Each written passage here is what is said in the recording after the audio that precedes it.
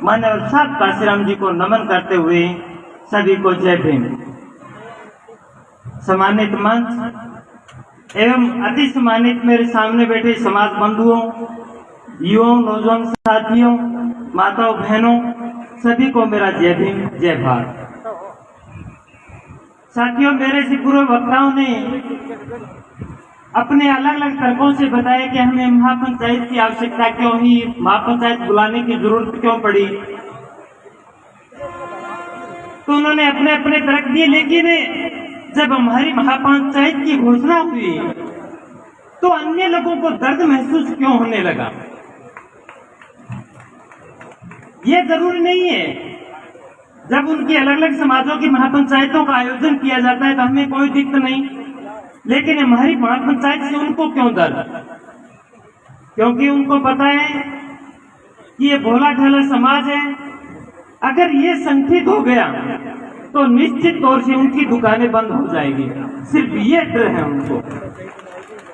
और मैं तो दावे के साथ कहता हूं कि ये महापंचायत का आयोजन की उनकी दुकानें बंद करने के लिए किया गया है। बात चली अन्याय अत्याचार की। अभी जोया जी बता रहे थे कि इस प्रकार से अन्याय और अत्याचार हुआ। हम राजस्थान के डांगावास कांड को याद करते हैं तो अगर कोई व्यक्ति डांगावास कांड पे लिखी हुई किताब पढ़ ले तो वो रात भर सो नहीं पाएगा। इस प्रकार से अन्याय और अत्याचार किया गया। हम उसको भूल गए क्योंकि उसको लगभग 10, 12 या 13 साल हो गए। लेकिन अभी 4 या 5 दिन पहले हमारी समाज के 3 लड़कों को गाड़ियों से कुचल के मार दिया गया। 3 लड़कों को कुचल के मार दिया गया और वो न्याय के लिए धरना देना पड़ रहा है। हमारे व्यक्ति की हत्या कर दी जाती है और उसके लिए भी धरना देना पड़ रहा है। चाहे वो डेल्टा कांड हो, चाहे वो डांगावास कांड हो, दोनों कांड होते हैं तो एक कांग्रेस का राजकुमार राहुल गांधी आता है और वो उनको दिल करके जाता है कि मैं आपको न्याय दिलाऊंगा। लेकिन उसी कांग्रेस की सरकार में जब हमारा इंदर मेघवाल कांड होता है, जितेंद्र मेघवाल कांड होता है, तब राहुल गांधी को वो दोनों कांड नहीं दिखाई देते हैं। साथियों, सरकारें किसी की रही हो, किसी की पार्टी हो, हमारी नहीं है, ये निश्चित है। मैं तो सबसे राजस्थान के ताकतवर मंत्री शाहिद गोविंदराव मेघवाल को मानता हूँ, लेकिन वो भी बोलता है इस इंद्रकांड मेघवाल में उसको देखा था तो ऐसा है, नजर आ रहा था। ऐसे हमें नहीं चाहिए, क्योंकि वो पार्टियों में जाकर के पार्टियों के गुलाम बन जाते हैं, समाज के नहीं। उनसे समाज से लेना देना नहीं रहता है। हो सकता है कि पीछे से वो कुछ करते हो, लेकिन दबाव के अंदर आकर के वो नहीं कर पाते हैं। तारनगर क्षेत्र की बात करें तो यहाँ भी इस प्रकार की घटनाएं अनेक हुई हैं। चाहे वो भालेरी प्रकरण हो, चाहे बिलिया प्रकरण हो, अनेक प्रकार के अन्याय अत्याचार होते हैं। मुकदमा तक दर्ज नहीं किया जाता है। और इसका जीता जागता उदाहरण ये देख लो कि यहाँ डिप्टी ऑफिस बने हुए 3 साल हुए हैं और लगभग 60 मुकदमे दर्ज हुए हैं। उनमें से 43 में तो एफआईआर लगा दी कि ये लोग झूठे हैं, इनके मुकदमे झूठे हैं।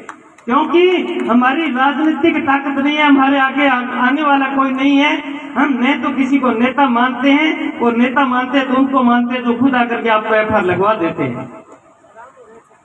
अगर इसी प्रकार चलता रहा तो हमारे साथ यही होना है। इन्हीं घटनाओं को देख करके पिछली सरकार में हमने देखा था कि अम्बेडकर भवन प्रकरण में आदरणीय प्रताप जी के नेतृत्व में हमने सैकड़ों लोग यहाँ चेयरमैन से मिले थे कि ये भवन सही जगह बनवा दो, उसके लिए गए थे। लेकिन उन्होंने कहा कि मैं ऐसा करने वाला नहीं हूँ, मेरी मर्जी होगी वहां बनाऊंगा। लेकिन जब सरकार बदली और दूसरी सरकार आई तो हमने सोचा कि ये सरकार हमारे साथ कुछ अच्छा करेगी। लेकिन उस सरकार ने यह किया कि अपनी जाति का होने के कारण अतिक्रमण हटाने से भी मना कर दिया, जबकि खुद विधायक के बोले शब्द के 1.5 महीने बाद हमें नगर पालिका में धरना देकर वो अतिक्रमण हटवाना पड़ा था। इसी तारनगर की बात बोल रहा हूं मैं। और उसके बाद हमारे समाज की सबसे बड़ी संस्थान अम्बेडकर सामुदायिक भवन, जो सभी लोग जानते हैं, उस सामुदायिक भवन का मत ये कहता हूं कि अगर नगर पालिका जैसे ही आचार संहिता लगेगी चुनाव में, उसका एक मुख्य रास्ता है जो बालाजी मंदिर के पीछे से जाता है, 60 फुट का रास्ता, वो रास्ता बंद किया जाता है। आप सभी सोच ले, समझ ले, उस पर भी निर्णय ले ले, वो रास्ता भी बंद किया जाएगा। क्योंकि उस रास्ते के लिए बार बार अवगत करवा दिया गया है। पूरे स्टेडियम की दीवार बन गई, लेकिन उस जगह को नहीं बनाई गई है क्योंकि उन लोगों के नीयत में खोट है। वो बंद करने का कार्य करेंगे, इसलिए वहां नहीं बना रहे। साहब काशीराम जी ने कहा था कि मैं ये तो नहीं कहता कि आप चुनाव जीत जाओ और मैं ये भी नहीं कहता कि आप चुनाव हार जाओ, लेकिन मैं ये कहता हूँ कि आप चुनाव हराने वाले बन जाओ, आपके काम होने शुरू हो जाएंगे, आपकी ताकत का लोगों को एहसास हो जाएगा। तो इसलिए मेरा तो यही निवेदन है कि जीत नहीं सकते तो हराने वाले तो निश्चित बन जाओ।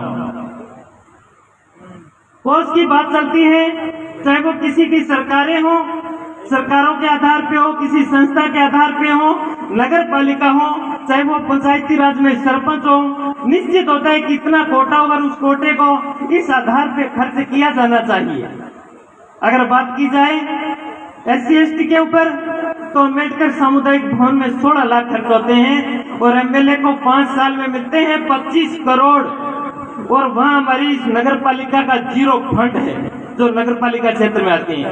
इसलिए हमें पता ये तो लग जाना चाहिए कि हमें लोग ये कितना चाहते हैं। ये सिर्फ चुनाव के समय उनको मतलब होता है तब तो इन्हें मतलब है, वरना आप भाड़ में जाओ उनको कोई मतलब नहीं है। और ये बार बार इनको विश्वास करके देख करके पर करके आपने जाना है। समाज के हर तरीके से अनदेखी क्यों होगी? क्योंकि हम चिपके रहते हैं, ये तो मेरी पार्टी है, ये मेरा ये है, और चिपक करके ऐसे बैठ जाते हैं कि पार्टी के कि चाहे आदमी कैसा हो, बुरा हो, कितना ही खतरनाक हो, हमें उस पार्टी से मतलब है। मैं कई बार बताता हूं कि एक गधा होता है और एक मेरा जिसको कोई बावड़ो शाणो है, वो भी वो पूंछ पकड़ ले, पूंछ तकड़ो पकड़ ले है, जब गद्दियों कहते तो एक पकड़ लात मारा, फिर वो दोनों मार नाग जाए। जब इन कोई शाणो कह रहा तेरो मुंह फोड़ दियो, बोले तने मेरे लो मुंह देखो, मेरी पकड़ देखी गए सच्ची किसी के अपा साथी पकड़ने तो छोड़ा को नहीं तो बटे समाज को हक अधिकार देखा और न और देखा भी पार्टी ने पकड़े रखा, जब तक पार्टियां ने पकड़े रखा शायद अपने पे एक कई दिन पड़ेगी, कई दिन एक पड़ती दोनों लात पड़ना आएगी। मत तो आपको दोनों पार्टियां गई लात मार दो और इन्हें एहसास करा दो कि हमारे समाज के माध्यम से समाज के जाजम पे किसी एक व्यक्ति को लाएंगे और इन दोनों को लात मारेंगे और दोनों को सबक सिखाएंगे, तभी तो बात बन सकती है, वरना तो ये लात खाते रहना है हमें। हमारी SC/ST महापंचायत में साथी ने बताया था कि पोस्टर फाड़ दिए गए।